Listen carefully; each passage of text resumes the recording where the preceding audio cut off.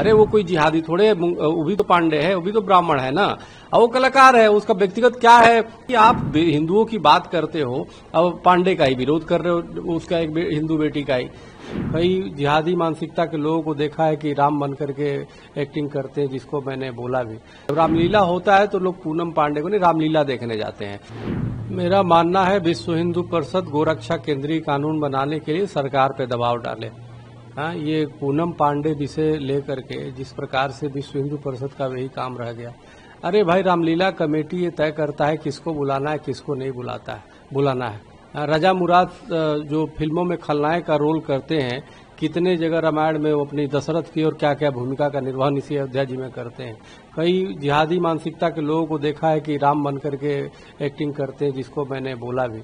सवाल यह है कि कहीं ना कहीं गोरक्षा और तमाम और हिंदू मुद्दों को वो करने के लिए, भटकाने के लिए, पहले आप देखो कुंभ का जो है पूरी आयोजन माला वाली से लेके ममता कुलकर्णी तक खाली उसी को चलाते रहे। पूरी कुंभ का जो है ये नहीं बताया गया कि भाई कुंभ की क्या प्रमुखता है।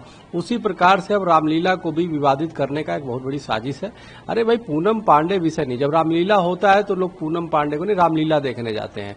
इसलिए व्यक्ति का क्या व्यक्तिगत जीवन में क्या है, वो अभिनेत्री है, जो कलाकार है वो अपना करते हैं। ये ठीक बात है कि हर रामलीला को अपनी गाइडलाइन एक बनाना चाहिए कि शुचिता को ध्यान रखे, कोई अश्लीलता या किसी प्रकार से वो न हो। लेकिन विश्व हिंदू परिषद ये कर रहा है। अरे विश्व हिंदू परिषद गोरक्षा केंद्रीय कानून सरकार से क्यों नहीं बनवा रहे हो भाई? अभी तक गोरक्षा केंद्रीय कानून नहीं बना, देश को हिंदू राष्ट्र घोषित क्यों नहीं करवा रहे हो? काहे नहीं? अनेक मुद्दे हैं जिसपे काम तो हो नहीं रहा है। समान नागरिक संहिता क्यों नहीं लागू हुआ? सनातन बोर्ड क्यों नहीं अभी तक बना केंद्र द्वारा?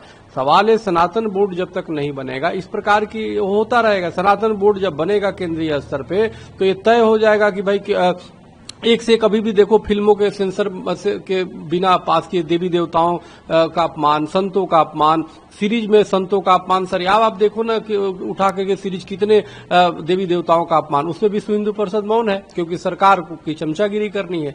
तो मेरा मानना है कि आप हिंदुओं की बात करते हो, अब पांडे का ही विरोध कर रहे हो, उसका एक हिंदू बेटी का ही। तो इसलिए मेरा मानना है, मैं ये अश्लीलता का समर्थन बिल्कुल नहीं कर सकता या कोई भी, लेकिन मेरा मानना है विश्व हिंदू परिषद एक बड़ी संगठन है, देश के लोग विश्वास करते हैं। तो सरकार है 11 सालों से, आप सरकार से करो ना केंद्रीय स्तर पे कानून बने। अब रामलीला कमेटी के पीछे पड़ रहे हो। रामलीला कमेटी ने जो चाहा वो उसको वो करेगा, वो हटा भी सकता है और नहीं भी हटाएगा। आप जाओ रामलीला में, जाकी रही भावना, जैसी हरी मूरत देखी तिन तैसी। तो इसलिए कहीं ना कहीं लोग उनसे पूछे ना कि गोरक्षा केंद्रीय कानून का क्या हुआ, मुद्दा आपका था, तो इसलिए उठा देते हैं। अरे वो कोई जिहादी थोड़े है, वो भी तो पांडे है, वो भी तो ब्राह्मण है ना, और वो कलाकार है। उसका व्यक्तिगत क्या है कौन जानता है? तो इसलिए मेरा ये मानना है कि वजह बातें ना करो। जो देश की अनेक समस्या, बरेली में कल जो है सर तन से जुदा के नारे लगे, कई इलाकों में सर तन से जुदा, वो मुद्दा पे विश्व हिंदू परिषद नहीं है उसके लिए। कि जिहादियों के खिलाफ जो है, लब जिहादियों के खिलाफ कठोर केंद्रीय कानून बनने चाहिए, उस पे नहीं करने हैं। बस पूनम पांडे विश्व हिंदू परिषद का मुद्दा है।